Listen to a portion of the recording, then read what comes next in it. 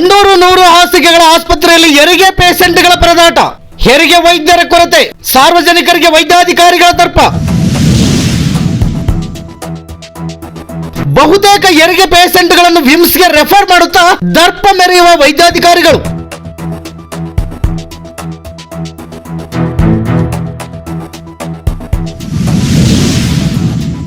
ಸಂಡೂರು ಸರ್ಕಾರಿ ಆಸ್ಪತ್ರೆಯ ವೈದ್ಯರಿಂದ ಉಡಾಪೆ ಉತ್ತರ. ಯೂತ್ ಕಾಂಗ್ರೆಸ್ ಅಧ್ಯಕ್ಷ ಬಸವರಾಜು ಬ್ರೂಸ್ಲಿರವರಿಂದ ತೀವ್ರ ಖಂಡನೆ.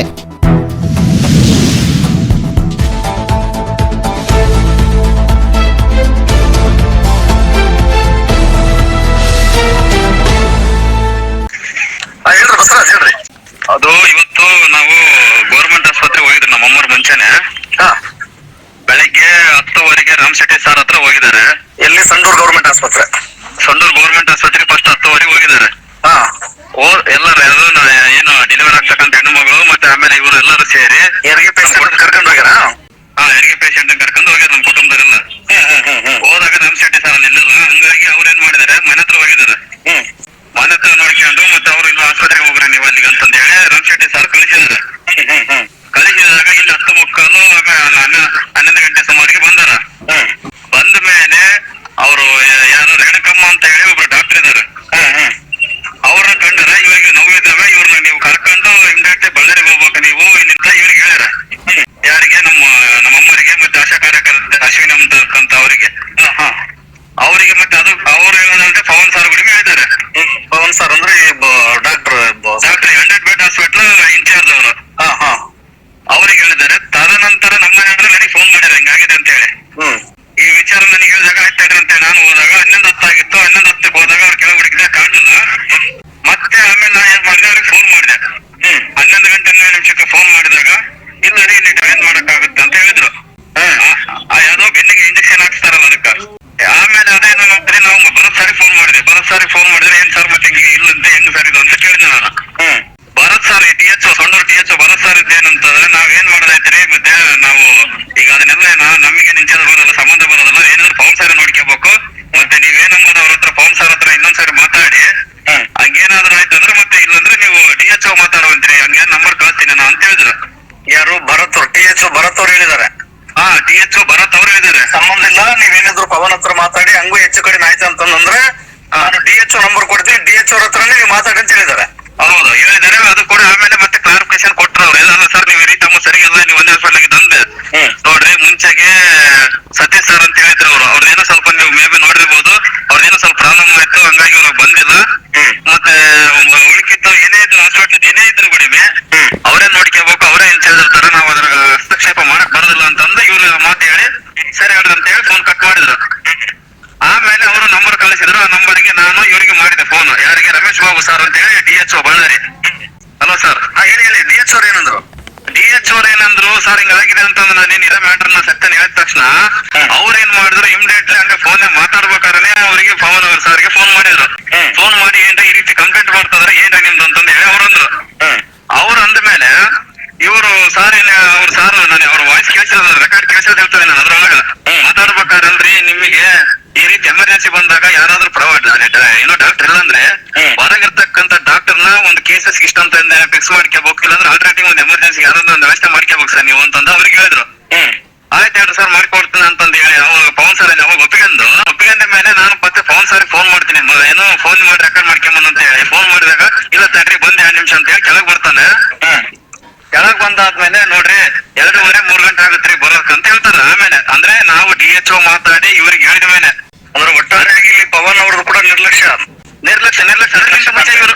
ಈಗ ನಾವು DHO ಮಾಡೋ ತಕ್ಕ ಇವ್ರು ಯಾವ್ದೇ ರೀತಿ ನಾವು ಕರೆಸ್ತೀವಿ, ಅವ್ರು ಬರ್ತಾರಂತ ಯಾವ್ದು ಹೇಳಿಲ್ಲ. ಇವರು ಸೋಮವಾರ ಬುಧವಾರ ಮಾತ್ರ ಈ ಬೆನ್ನಿಗೆ ಇಂಜೆಕ್ಷನ್ ಹಾಕರ್ ಬರ್ತಾರೆ. ನೀವು ಆಮೇಲೆ ಮುಂಚೆಗೆ ಹುಷಾರಿರ್ಬೇಕು, ನೀವು ನೋಡ್ಕೋಬೇಕು ಅಂತ ನಮ್ಮ ಮೇಲೆ ಆಗ್ತದಾರೆ ಇವರು. ಒಂದ್ ಆಯ್ತು ಬಿಡು ಅಂತ ಹೇಳಿ ನಾವು ಅಲ್ಲ ಸರ್, ಈಗ ನಮಗಂತ ಏನ್ ಗೊತ್ತಿಲ್ದಾರ ಆದ್ರೆ ಹೆಂಗ ಸರ್ ಈಗ ಪರಿಸ್ಥಿತಿ ಅಂತ ನಾವ್ ಹೇಳ್ತೀವಿ ಅವ್ರಿಗೆ. ಏನು ಮಾಡಕ್ಕಾಗಲ್ಲ ರೀ, ನೀವು ಏನಾದ್ರು ಮಾಡಿ ಕೇಳ್ರಿ ಅಂತಂದ್ರು. ಅಲ್ಲ ಸರ್ ಇದು ಸರಿಗಲ್ಲ ಅಂತ ಅಂದೆ. ನೀವು ಇನ್ನೊಬ್ರನ್ನ ನೀವು ಕಂಪ್ಲೇಂಟ್ ಮಾಡಿ ಹೇಳ್ಬೇಕು ಸರ್, ಇಲ್ಲಿ ಲೋಕಲ್ ಆಗಿರ್ತಕ್ಕಂಥ ಯಾರಿಗಾದ್ರು ನೀವಿಲ್ಲ ನಿಮ್ಮ ಅಲ್ಲಿ DHO ಹೇಳ್ಬೇಕಂದ್ವಿ ನಾವು. MLA ರಿಗೆ ಹೇಳಿವಿ, MP ರಿಗೆ ಹೇಳಿವಿ, ನಾವು DHO ಹೇಳಿವಿ, ಎಲ್ಲ ಹೇಳಿವ್ರಿ, ಎಲ್ಲ ರೇಟಿಂಗ್ ಕೊಟ್ಟಿವ್ರಿ ಅಂತಂದು. ಕೊಡ್ರಿ ಸರ್ ಅದನ್ನ ತಗೊಂಡ್ ಹೋಗ್ತೀನಿ ನಮ್ ಸಾಹೇಬ್ರ ತಗಲ್ಲ ನಮ್ ಮೇಡಮ್ ಅಂತ ಅಂದ್ವಿ ನಾವು. ನಿನಗೆ ಅದು ಕೊಡ್ಬೇಕು. ಆಯ್ತು ನಿನಗೆ ಅಷ್ಟು ಕೇಳಿದಾಗ ಅಟ್ಲೀಸ್ಟ್ ಅಲ್ಲಿ ವ್ಯವಸ್ಥೆ ಏನೈತೆ ಏನಿಲ್ಲ ನಾವ್ ಏನ್ ಕೇಳ್ತಾ ಇದೀವಿ ಅದಕ್ಕೆ ಪೂರ್ವಕವಾಗಿ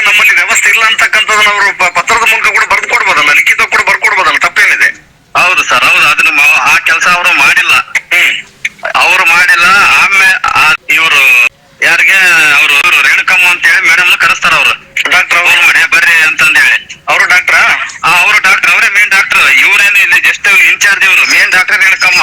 ಹಾ ಹಾ ಹಾ ಹಾ ಹಾ ಆಯಮ್ಮ ಎಲ್ಲ ಕೇಸಸ್ ಡೆಲಿವರಿ ಮಾಡೋದು. ಹಾ ಆಯಮ್ಮ ಏನ್ ಹೇಳ್ತಾಳೆ, ಇಲ್ಲ ರೀ ಇಲ್ಲ ನಾವೇನ್ ಮಾಡಕ್ಕಾಗಲ್ಲ, ಅದು ನಿಮ್ ಇಷ್ಟ ಅಂತ ಹೇಳ್ತಾಳೆ ಮುಲಾಜಿಲ್ದಂಗ. ಈಗ ಇವ್ರು ಮಾತಾಡೋದು ಒಂದ್ ರೀತಿ ಆದ್ರೆ ಆಯಮ್ಮ ಒಂದ್ ರೀತಿ ಮಾತಾಡ್ತಾಳೆ, ನಾನು ಏನ್ ಮಾಡಕ್ಕಾಗಲ್ರಿ, ನೀವ್ ಯಾರೇನ್ ಕಂಪ್ಲೇಂಟ್ ಮಾಡಿಕ್ಯಾಡ್ರಿ ನೀವು ಈ ರೀತಿ ಹೇಳ್ತಾಳೆ. ಆಮೇಲೆ 2:30 ಬರ್ತಾರಂತ ಹೇಳ್ತೀರಲ್ಲ ಮೇಡಮ್, ಅದೀಗ ಇಷ್ಟ ತಕ ನಾವು ಫೋನ್ ಮಾತಾಡಿ ಅವ್ರಿಗೆ ಕೊಟ್ಟು ಹೇಳಿಸಿದ್ದಕ್ಕೆ ನೀವು ಬರ್ತಾರಂತ ಹೇಳ್ತಾ ಇದೀರಿ. ಆಯ್ತು 2:30 ತಕನ ಈಗ ಆಯ್ತು, ಆ ಹುಡುಗಿ ಇಲ್ಲಿ ಇರ್ತಾವಲ್ಲ, ಏನಾದ್ರೂ ಎಮರ್ಜೆನ್ಸಿ ಹೆಂಗ್ ಪ್ರಾಬ್ಲಮ್ ಐತೆ ಹೆಂಗಂದ್ರೆ, ಇಲ್ಲ ರೀ ಅದೇನ್ ಮಾಡಕ್ಕಾಗಲ್ಲ, ನೀವು ನಾವು ಏನು ಗ್ಯಾರಂಟಿ ಕೊಡಕ್ಕಾಗಲ್ಲ, ಅದ್ ನಿಮಗ್ ಬಿಟ್ಟದ್ದು, ಅದು ನೀವು ಬರ್ಕೊಡ್ಬೇಕು, ಏನಾದ್ರೂ ನಮಗೆ ಸಂಬಂಧ ಇಲ್ಲ ಅಂತ ಹೇಳಿ ಬರ್ಕೊಡ್ಬೇಕು. ಏನಾದ್ರು ಪೇಷಂಟ್ ಏನಾದ್ರು ತೊಂದ್ರೆ ಆಯ್ತು ಅಂದ್ರೆ ಅದಕ್ಕೆ ನೀವು ಜವಾಬ್ದಾರ ಅಂತ ಪಬ್ಲಿಕ್ ಹೇಳ್ತಾರ ಅವರು. ಹೌದು ಕಡೆಯವ್ರಿಗೆ ಹೇಳ್ತಾರೆ. ಹೌದು, ಇದು ಸತ್ಯ ಕೂಡ. ನಾನು ಇಲ್ಲಿ ಹೇಳಂದ್ರೆ ಹೇಳ್ತೀನಿ ನಾನು ಅದನ್ನ. ಈ ಮಾತನ್ನ ಅವ್ರು ಹೇಳಿರೋದು 100% ಸತ್ಯ. ಅವ್ರು ಅದನ್ನ ಒಪ್ಪಿಯಲೇಬೇಕಾದ್ರೆ, ಯಾಕಂದ್ರೆ ಅವ್ರು ಹೇಳಿರೋದು ಅದನ್ನ ಮಾತನ್ನ. ಸೀರಿಯಸ್ ಕಂಡೀಷನ್ ಹೆಂಗಿತ್ತು, ಪೇಷಂಟ್ ಕಂಡೀಷನ್ ಹೆಂಗಿತ್ತು, ಸೀರಿಯಸ್ ಇತ್ತು ಅದು ಅವ್ರು ಹೇಳೋ ಪ್ರಕಾರವಾಗಿ? ಈಗ ಸರ್ ಅದು ಸೀರಿಯಸ್ನೆಸ್ ಇಲ್ಲ ಸರ್. ಈಗ ಇನ್ನೂ ಸ್ವಲ್ಪ ಮ್ಯಾಟ್ರ್ ಇದೆ ಹೇಳ್ತೀನಿ. ಈಗ ಅಲ್ಲಿ ಅದಾದ ಮೇಲೆ ನಾನು ಅಲ್ಲಿಗೆ ಕೈ ಮುಗಿದು ರಿಕ್ವೆಸ್ಟ್ ಮಾಡ್ತಾ ಇದ್ದೀನಿ ಸರ್. ರಿಕ್ವೆಸ್ಟ್ ಸರ್, ನಂದು ಆರ್ಡರ್ ಅಲ್ಲ, ನನ್ನ ಪ್ರಶ್ನೆ ಕೇಳ್ತಾ ಇಲ್ಲ ಸರ್, ಕೈ ಮುಗಿತಾನಂತ ಎಲ್ಲರ ಎದುರಿಗೆ ಹೇಳ್ತೀನಿ ನಾನು. ಹೇಳಿದ್ರೆ ಗುಡಿಮೆ ಅವರು ಯಾವ್ದೇ ರೀತಿ ಆಕ್ಷನ್ ತಗೊಳ್ಳೋದಲ್ಲ. ಮತ್ತೆ ಅಲ್ಲಿ ನಮಗೆ ಗೊತ್ತಿರ್ತಕ್ಕಂತ ಒಬ್ಬ ಹೀರಾಣ ಬರ್ತಾನೆ, ಅಲ್ಲಿ ಕೆಲಸ ಇದು ನೋಡ್ಕೊಂಡ ಇನ್ಚಾರ್ಜ್, ಅವ್ರ ಎದುರು ಗುಡಿಮೆ ರಿಕ್ವೆಸ್ಟ್ ಮಾಡ್ತೀವಿ. ಆಮೇಲೆ ನಾವು ಮತ್ತೆ ಮಾಧ್ಯಮದವ್ರನ್ನ ಕರೆಸ್ತೇವೆ. ಕರೆಸಿದ ಗುಡಿಮೆ ಅವ್ರು ಸರಿಯಾಗಿ ರೀತಿ ರೆಸ್ಪಾನ್ಸ್ ಮಾಡಲ್ಲ. ಇದೇ ಪವನ್ ಸಾರು, ಇದೇ ರೇಣುಕಮ್ಮ. ಯಾವ ಮಾಧ್ಯಮದವ್ರು ಬಂದಿದ್ರು? ಕನ್ನಡ ನ್ಯೂಸ್ನವ್ರು ಬಂದಿದ್ರು, ಮತ್ತೆ ಬೇರೆ ಒಂದು ಪತ್ರಿಕೆದವರು ಬಂದಿದ್ರು. ಬಂದಾಗ ಇವರು ಯಾವುದೇ ರೀತಿ ರೆಸ್ಪಾನ್ಸ್ ಮಾಡಲ್ಲ. ನಿಮ್ ಇಷ್ಟ ಅಂತಾರ. ಮತ್ತೆ ನಾವು ಏನ್ ಮಾಡೋದು, ಇದು ಆತಂಕ ಒಂದು ನಮಗೀಗ ಹೆಣ್ಮಗಳು ಡೆಲಿವರಿ ಕೇಸಸ್, ನಮ್ಗೆ ಅದ್ರ ಬಗ್ಗೆ ಐಡಿಯಾ ಇಲ್ಲ, ಏನಿಲ್ಲ. ಹಂಗಾಗಿ ನಾವು ಭಯ ಬಿದ್ದು ಏನ್ ಮಾಡಿದ್ವಿ, ಅಲ್ಲಿಂದಾನೆ ಮತ್ತೆ ಆಂಬುಲೆನ್ಸ್ ಮಾಡ್ಕೊಂಡು ಇಲ್ಲಿಗೆ ಬಂದಿವಿ. ಎಲ್ಲಿಗೆ? ನಾವು ಬಳ್ಳಾರಿಗೆ ಬಂದ್ವಿ, ಬಳ್ಳಾರಿ ಓಪಿಡಿಗೆ. ಬಳ್ಳಾರಿ ಓಪಿಡಿಗೆ ಬಂದ್ರೆ ಅಲ್ಲೇ ಓಪಿಡಿಗೆ ಬಂದ ಮೇಲೆ ಇಲ್ಲಿಗೆ ಬರೋದಟ್ಟಿಗೆ 2 ಗಂಟೆ ಆಗಿತ್ತು. 2 ಗಂಟೆ ಇವ್ರು ಏನ್ 2:30 ಹೇಳಿದ್ರಲ್ಲ ಸರ್, 2:30 ಯಾವ್ದು ಹಂಗಿದ್ರೆ ಎಮರ್ಜೆನ್ಸಿ ಅವ್ರು ಕರ್ಕೊಂಡು ಹೋಗೋದಾಯ್ತು. ಇಲ್ಲಿರ್ತಕ್ಕಂಥ ಡಾಕ್ಟರ್ ನೀವೇನ್ ಟೆನ್ಷನ್ ತಗೋಬೇಡ್ರಿ, ನಾರ್ಮಲ್ ಮಾಡಕ್ ಪ್ರಯತ್ನ ಪಡ್ತೀವಿ, ನಾರ್ಮಲ್ ಆಗೋ ಚಾನ್ಸ್ ಇದೆ, ಬಟ್ ನೋವು ತಡ್ಕೋಬೇಕು. ಒಂದು ನೀವು ಸುಮ್ಮನೆ ಇದ್ರೆ ನಾವು ನಾರ್ಮಲ್ ಮಾಡ್ತೀವಿ, ಮತ್ತೆ ಎಮರ್ಜೆನ್ಸಿ ನೀವು ಇಲ್ಲ ಸಿಜರಿಂಗ್ ಮಾಡೋದು ಸಿಜರಿಂಗ್ ಮಾಡ್ತೀವಿ ಅಂತ ಅವ್ರು ನಮ್ಮ ಮೇಲೆ ಹೇಳ್ಬಿಟ್ರು ಅವರು. ಅದಾದ್ಮೇಲೆ ಇಲ್ಲಿ ಬಂದು ಬ್ಲಡ್ ಚೆಕ್ ಮತ್ತೆ ರಕ್ತ ಆಮೇಲೆ ಎಲ್ಲವೂ ಮಾಡ್ತಾರ ಅವರು. ಅವೆಲ್ಲವೂ ಮಾಡೋ ತಟಿ 5 ಗಂಟೆ ಆಗುತ್ತೆ, ಸುಮಾರು 5 ಗಂಟೆ ಆಗುತ್ತೆ. 5 ಗಂಟೆ ಆದ್ಮೇಲೆ 5:25 ಒಳಗ್ ಕರ್ಕೊಂಡು ಹೋಗ್ತಾರೆ ಆಪರೇಷನ್ ಥಿಯೇಟರ್ಗೆ. 5:41 ರಿಸಲ್ಟ್, 5:41 ಅವರು ರಿಸಲ್ಟ್ ಹೇಳ್ತಾರೆ ಆಪರೇಷನ್ ಇದಾದ ಮೇಲೆ ಏನಂತ, ಹೆಣ್ಣು ಪಾಪ ಆಗಿದ್ದೀರಿ ಅಂತ ಹೇಳಿ. ಈಗ 6:30 ಹೊರಗೆ ಕರ್ಕೊಂಡ್ ಬರ್ತೀವಿ ನಾವು. ಅವ್ರು ಹೇಳ್ತಕ್ಕಂಥ ಟೈಮಿಗೆ ಅಲ್ಲಿ ಅವ್ರು ಕರೆಕ್ಟ್ ಆಗಿ ಕೇರ್ ತಗೊಳ್ಳೋದಾಗಿದ್ರೆ ಇವತ್ತು ಈ ಪರಿಸ್ಥಿತಿ ನಮಗೆ ಬರ್ತಾ ಇದ್ದಿಲ್ಲ. ಓಕೆ ಆಯ್ತು, ನಾವಂತೂ ಸ್ವಲ್ಪ ತಿಳುವಳಿಕೆ ಐತೆ, ನಾವೇನೋ ಆಯ್ತು ಓಡಾಡ್ತೀವಿ, ಎಲ್ಲಿಗೆ ಇಲ್ಲಲ್ಲ ಬೆಂಗಳೂರಿಗೆ ಹೋಗ್ತೀವಿ.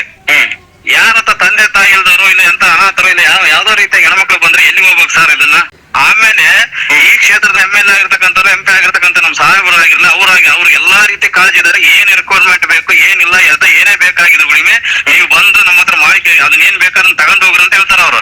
ಆದ್ರೆ ಇದು MLA ಇವ್ರ ನಿರ್ಲಕ್ಷ್ಯ, ಅದು 100% ಜನ ಗುಡಿಮೆ ಹೇಳ್ತಿದಾರೆ ಇವ್ರದೇ ನಿರ್ಲಕ್ಷ್ಯ ಅಂತ ಹೇಳಿ. ಆಮೇಲೆ MLA ಮೇಡಮ್ ಅವರು ಯಾವತ್ತು ಜನರ ಪರವಾಗಿದ್ದಾರೆ, ಇವರು ಎಲ್ಲಿ ಬರೋದೇ ಇಲ್ಲ ಸರ್. ಇವ್ರು ಬಂದು ಕೇಳಿದ್ರೆ ನಾವು ಮಾಡಿಲ್ಲ. ಇವ್ರು ಯಾಕೆ ಕೇಳಿದ್ರ ಆಯ್ತು, ಇವ್ರು ಕೇಳಿದ್ರೆ ಒಂದು ರೈಟಿಂಗ್ ಲೆಟರ್ ಕೊಟ್ಟಿ ಅಂದ್ರೆ ಕೊಡ್ಬೋದಾಗಿತ್ತಲ್ಲ, ತೋರ್ಸ್ಬೋದಾಯ್ತು, ಅಟ್ಲೀಸ್ಟ್ ಕೊಡೋದು ಬೇಡ ತೋರ್ಸ್ಬೇಕಾಯ್ತಲ್ಲ. ಇನ್ನೊಂದು ಸರ್, ಇವತ್ತು ನಾವ್ ಇಲ್ಲಿ ಬಂದ್ಮೇಲೆ ಗೊತ್ತಾಯ್ತಲ್ಲ, ನಿನ್ನೆ ಗುಡಿಮೆ ಒಬ್ಬ ಹೆಣ್ಮಗಳಿಗೆ 8.7 ಅಂದ್ರೆ 8.7 ಬ್ಲಡ್ ಐತೆ ಅಂತ ಕಳಿಸ್ತಾರೆ ರಾತ್ರಿ 10 ಗಂಟೆಗೆ. ಅವ್ರು ಇಲ್ಲಿಗೆ ಬಂದಾಗ ನೋಡಿದಾಗ 9 ಪಾಯಿಂಟ್ ಇರ್ತದೆ. ನಿನ್ನೆ ನಾರ್ಮಲ್ ಆಗಿ ಡೆಲಿವರಿ ಆಗುತ್ತೆ. ಮತ್ತೆ ಸಿಜರಿಂಗ್ ಗುಡಿ ಮೇಲೆ ನಾರ್ಮಲ್ ಡೆಲಿವರಿ ಆಗುತ್ತೆ. ಇಲ್ಲಿ ಬಂದ್ರೆ ಬಳ್ಳಾರಿಗೆ ಬಂದ್ರೆ ಅದು ಬೇಕಾದ್ರೆ ಡೇಟ್ ಗಳು ತಗೊಂಡ್ರೆ ನಿನ್ನೆದೊಂದು ಇಲ್ಲಿ ಸೊಂಡ್ರಿಗೆ ಬಂದಿದ್ದಾರೆ. ಅವ್ರು ರೆಫರ್ ಮಾಡಿರ್ತಕ್ಕಂಥದ್ದು. ಹೌದಾ, ನಂದಗಳಿಂದ ಸೊಂಡ್ರಪ್ಪ ಅಂತ ಹೇಳಿ ಅವ್ರದ್ದು ಇಲ್ಲಿದೆ. ಅವರು ಗುಡಿ ಮೇಲೆ ಬಂದಿದ್ದಾರೆ. ಅಲ್ಲೇ ಅವ್ರು ಆತರ ಮಾಡಿಬಿಟ್ರಪ್ಪ, ಮತ್ತೆ ನಾವು ಭಯ ಬಿದ್ದು ಬಂದ್ಬಿಟ್ಟಿವಿ ಅಂತ ಹೇಳ್ತಿದ್ರು ಅವ್ರು. ಮತ್ತೆ ನಾವೇನ್ ಮಾಡೋದೈತೆ ಅಂತ ಹೇಳಿ. ಅಂದ್ರೆ ಇಲ್ಲಿ ಪೇಷಂಟ್ ಕಡೆಯವರಿಗೆ ಭಯಭೀತರನ್ನಾಗಿ ಮಾಡಿ ಏನೇ ಹೆಚ್ಚು ಕಡಿಮೆ ಆದ್ರೆ ನೀವೇ ಹೊಣೆಗಾರರ ಅಂತಂದೇಳಿ, ನೀವು ಜವಾಬ್ದಾರಿ ತಗೊಂಡ್ರೆ ಮಾತ್ರ ನಾವು ಮಾಡ್ತೀವಿ ಅಂತ ಹೇಳ್ಬಿಟ್ಟು ಇವ್ರನ್ನ ಎದುರಿಸಿ ರೆಫರ್ ಮಾಡ್ತಕ್ಕಂಥ ಕೆಲಸಗಳಾಗ್ತದ ಅಂತ ಹೇಳ್ತೀರಿ ಒಟ್ಟಾರೆಯಾಗಿ. ಹೌದೌದು, 100% ಸತ್ಯ ಸರ್. ಅದ್ರಾಗ ಯಾವ್ದೇ ಅನುಮಾನ ಇಲ್ಲ. ಈಗ ಅವರೇ ಡಾಕ್ಟರ್ ನಾವು ಎದುರಾಕಾಗಲ್ಲ, ಯಾಕಂದ್ರೆ ನಮ್ಮ ಮಕ್ಕಳು ಏನೋ ಹೆಚ್ಚು ಕಡಿಮೆ ಮಾಡಿಬಿಡ್ತಾರ ಅಂತ ಹೇಳಿ ಹಂಗ ಅದಕ್ಕೆ ಹೆದರ್ಕೊಂಡು ಅವ್ರು ಹೆಂಗ್ ಹೇಳ್ತಾರೆ ಹಂಗೆ ಕೇಳ್ಕೊಂಡು ಬರ್ಲೇಬೇಕಾದ ಪರಿಸ್ಥಿತಿ ನಿರ್ಮಾಣ ಮಾಡಿಯೇ ಮಾಡ್ತಾರೆ ಸರ್. ಅದ್ರಾಗ ಯಾವ್ದೇ ಅನುಮಾನ ಇಲ್ಲ. ನಾವು ಬೇಕಾದ್ರೆ ಎಲ್ಲಾ ಪತ್ರಿಕೆ ಮಾಧ್ಯಮದವ್ರು ಕರೆಸಿ ಮುಂದೆ ನೀವು ಸ್ಟೇಟ್ಮೆಂಟ್ ಕೊಡ್ರಂದ್ರೆ ಕೊಡಕ್ ರೆಡಿ ಇದೀವಿ ಸರ್ ನಾವು. ಇದು 4 ಸಾರ್ವಜನಿಕರ ಸ್ವತ್ತು, ಸಾರ್ವಜನಿಕರಿಗೆ ಎಲ್ಲ ಅನುಕೂಲ ಆಗ್ಬೇಕು. ನನಗೆ ಒಬ್ಬನಿ ಅನ್ಯಾಯ ಆದ್ರೆ ಚಿಂತಿಲ್ಲ, 4 ಜನಕ್ಕೆ ಒಳ್ಳೇದಾಗತ್ತಂದ್ರೆ ನಾನು ಎಲ್ಲ ಬರೋಕೆ ಸಿದ್ಧ ಸರ್ ನಾನು. ಓಕೆ ಥ್ಯಾಂಕ್ ಯು ಬಸವರಾಜ್ ಅವರೇ, ನಿಮ್ಮಿಷ್ಟು ಮಾಹಿತಿಗಾಗಿ. ಆಮೇಲೆ ಸಾರ್ವಜನಿಕ ಕಳಕಳಿ ಇಟ್ಕೊಂಡು ಮಾಡ್ತಕ್ಕಂಥ ಕೆಲಸ ಇದು ಶ್ಲಾಘನೀಯ. Okay thank you sir. ದಯಮಾಡಿ ಹಿಂದೆ ಬರ್ತಕ್ಕಂಥ ಯಾರಿಗೆ ಆಗಿರ್ಲಿ ಸಾರ್ವಜನಿಕ ತಮಗೆ ಆಗ ಮತ್ತೆ ತಮ್ಮ ಪತ್ರಿಕಾ ಮಾಧ್ಯಮದಲ್ಲಿ ಯಾರಾದ್ರೂ ಅವ್ರಿಗೆಲ್ಲರಿಗೂ ದಯಮಾಡಿ ತಿಳಿಸಿ ಇಂಥವ್ರ ವಿರುದ್ಧ ಸ್ವಲ್ಪ ತಾವು ಕಠಿಣ ಕ್ರಮ ಕೈಗೊಳ್ಬೇಕಂತ ತಾವು ಮನವಿ ಮಾಡ್ತಾ ಇದ್ದೀನಿ ನಾನು. ಖಂಡಿತ ಖಂಡಿತ ಖಂಡಿತ ಬ್ರದರ್, ನಿಮ್ಮ ಸಮಾಜ ಕಳಕಳಿ ಜೊತೆಗೆ ನಾವು ಕೂಡ ಇರ್ತದೆ ಅಂತ ಹೇಳಲಿಕ್ಕೆ ಇಷ್ಟಪಡ್ತೇನೆ.